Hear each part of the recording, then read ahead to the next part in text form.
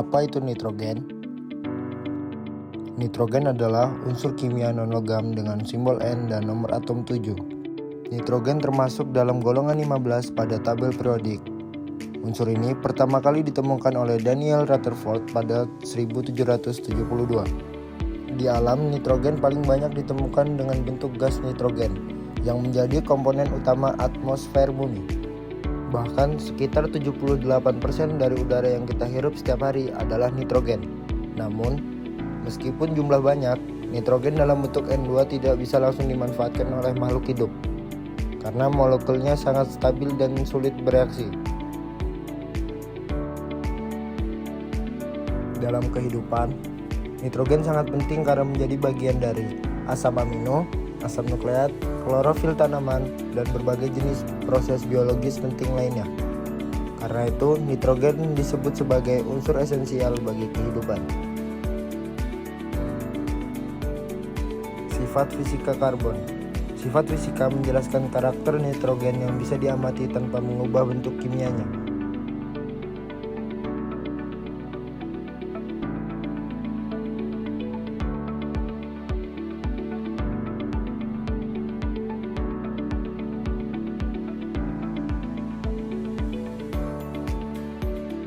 Titik leleh dan titik didih sangat rendah. Titik leleh minus 210 derajat Celcius. Titik didih minus 196 derajat Celcius. Nitrogen harus berada pada suhu ekstrim rendah agar berubah menjadi cair. Nitrogen cair paling dikenal sebagai cairan kriogenik, yaitu cairan sangat dingin yang dapat membekukan benda dalam hitungan detik. Tidak mudah mencair karena titik didihnya rendah. Nitrogen pada tekanan atmosfer normal hampir selalu dalam bentuk gas. Kelarutan rendah dalam air. Nitrogen hanya sedikit larutan dalam air.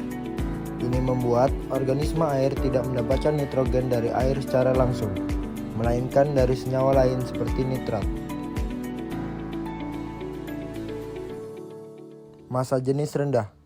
Nitrogen sedikit lebih ringan dari udara sehingga cenderung naik di atmosfer.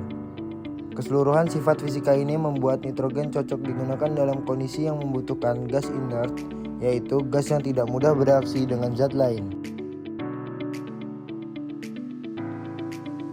Sifat kimia nitrogen. Sifat kimia menjelaskan bagaimana nitrogen bereaksi dan membentuk berbagai senyawa. Sangat stabil sebagai N2. Molekul nitrogen terdiri dari dua atom nitrogen yang saling berkaitan oleh ikatan rangkap 3. Ikatan ini salah satunya yang terkuat dalam kimia. Akibatnya, nitrogen tidak mudah bereaksi, tidak mendukung pembakaran, sulit digunakan organisme secara langsung. Reaktif pada kondisi ekstrim. Nitrogen baru dapat bereaksi jika dipanaskan pada suhu tinggi, seperti sambaran petir, diberikan tekanan tinggi, atau dengan katalis tertentu. Contohnya, pembentukan amonia melalui proses Haber-Bosch, pembentukan NO dan NO2 saat terjadi petir di atmosfer. Bilangan oksidasi bervariasi. Ini menunjukkan nitrogen dapat membentuk banyak jenis senyawa, dari yang sangat stabil hingga yang sangat reaktif. Membentuk senyawa penting bagi kehidupan, seperti amonia, bahan baku pupuk, nitrat, diserap tanaman untuk pertumbuhan, protein, semua mengandung nitrogen. Karena sifat kimianya, nitrogen berperan besar dalam industri kimia, pertanian, dan atmosfer bumi. Pembuatan dan pengambilan nitrogen. Nitrogen dapat diperoleh melalui beberapa cara, terutama dari udara. Distilah bertingkat udara cair. Ini metode paling umum dan efisien. 1. Udara dikumpulkan dan ditekan. 2. Udara kemudian didinginkan sampai cair pada suhu sangat rendah. 3. Setelah menjadi cair, udara dipisahkan berdasarkan perbedaan titik didih. Nitrogen mendidih pada minus 196 derajat Celcius. Menguap lebih dulu. Oksigen mendidih pada minus 183 derajat Celcius. Tetap cair lebih lama. Hasilnya gas nitrogen murni dikumpulkan dari bagian atas menara distilasi. Ini digunakan untuk produksi nitrogen skala besar di pabrik. Proses Haber-Bosch. Nitrogen dari udara diambil dan direaksikan dengan hidrogen. Reaksi ini membutuhkan katalis besi suhu 450 derajat Celcius sampai dengan 500 derajat Celcius. Tekanan tinggi. Amonia yang dihasilkan digunakan untuk membuat pupuk urea, amonium nitrat, amonium sulfat. Walaupun proses ini tidak menghasilkan nitrogen murni, ini adalah pemanfaatan terbesar nitrogen dalam industri. Fiksasi nitrogen alami. Nitrogen di udara dapat dikonversi secara alami melalui 1. Bakteri tanah.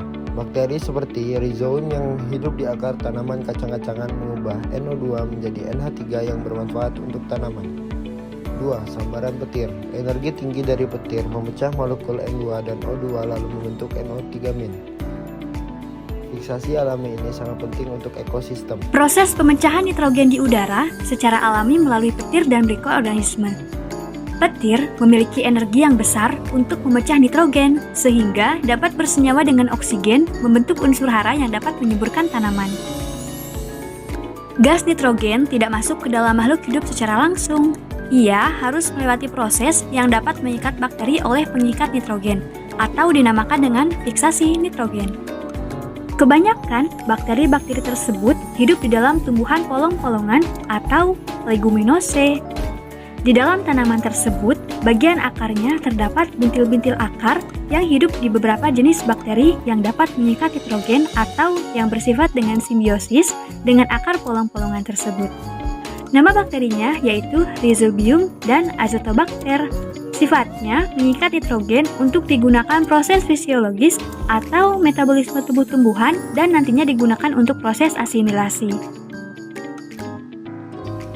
Pada proses daur nitrogen terdapat gambar hewan dan tumbuhan. Kira-kira mengapa ya ada gambar tersebut? Karena ketika hewan dan tumbuhan mati, mereka akan membusuk atau dekomposisi. Tahap ini dinamakan proses dekomposer yang akan menghasilkan bakteri dan jamur. Hasil pembusukannya dapat terjadi secara aerob atau anaerob. Hasil dekomposisi akan menghasilkan banyak bahan organik dan berlanjut ke tahap selanjutnya, yaitu amonifikasi. Amonifikasi yaitu pembentukan amoniak atau amonium dengan senyawa NH4+ yang sudah berupa ion sempurna di dalam tanah. Kalau NH3 itu masih berupa ionisasi, nah jika bentuknya sudah berupa senyawa NH4+, itu merupakan ionisasi yang sudah sempurna. Dari amoniak atau amonium ini kemudian terjadi proses nitritasi, di mana terjadi perubahan antara amoniak menjadi nitrit atau senyawa NO2-. Proses ini dibantu oleh bakteri aerob yang terdapat di dalam tanah. Jenis bakterinya adalah Nitrosomonas dan bakteri Nitrosococcus. Kemudian dari nitrit dilanjutkan kembali ke yang lebih kompleks lagi senyawanya, yaitu NO3- atau nitrat. Dan proses ini dinamakan dengan proses nitratasi. Proses ini juga dibantu oleh bakteri, yaitu nitrobakter. Dari nitrat maka terbentuk dua proses. Proses yang pertama dinamakan proses asimilasi, yang boleh langsung dipakai oleh tumbuhan untuk mendukung proses metabolisme dalam tubuh tumbuhan. Kedua, proses denitrifikasi, di mana nitrat dapat digunakan oleh bakteri dan dikembalikan ke udara menjadi bentuk gas seperti awalnya. Kegunaan nitrogen. Nitrogen digunakan dalam banyak bidang karena sifatnya yang stabil dan inert. Di industri makanan, nitrogen cair digunakan untuk membekukan bahan makanan cepat tanpa merusak tekstur. Gas nitrogen digunakan dalam kemasan makanan untuk mencegah oksidasi dan mencegah makanan cepat basi. Di pertanian, nitrogen adalah unsur penting untuk pertumbuhan tanaman. Nitrogen digunakan untuk membuat pupuk seperti urea, amonium nitrat, dan amonium sulfat. Pupuk ini penting untuk meningkatkan hasil panen.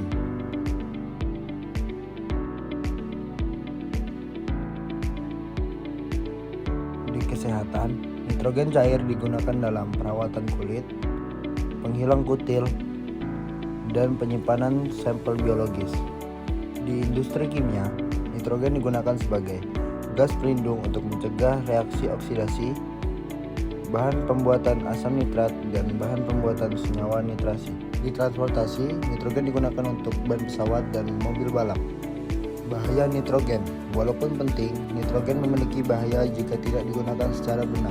Bahaya gas nitrogen. Nitrogen tidak beracun tetapi bisa menyebabkan afisia atau kekurangan oksigen. Jika nitrogen memenuhi sebuah ruangan tertutup, maka kadar oksigen menurun. Orang bisa pusing, sulit bernafas, bahkan pingsan tanpa sadar. Karena nitrogen tidak berbau dan tidak berwarna, seseorang tidak bisa mengetahui bahwa udara kekurangan oksigen. Bahaya nitrogen cair. Nitrogen cair memiliki suhu minus 196 derajat Celcius. Bahaya yang mungkin terjadi, luka bakat dingin, kerusakan jaringan. Jika nitrogen cair diletakkan dalam wadah tertutup rapat, tekanan bisa meningkat hingga wadah meledak.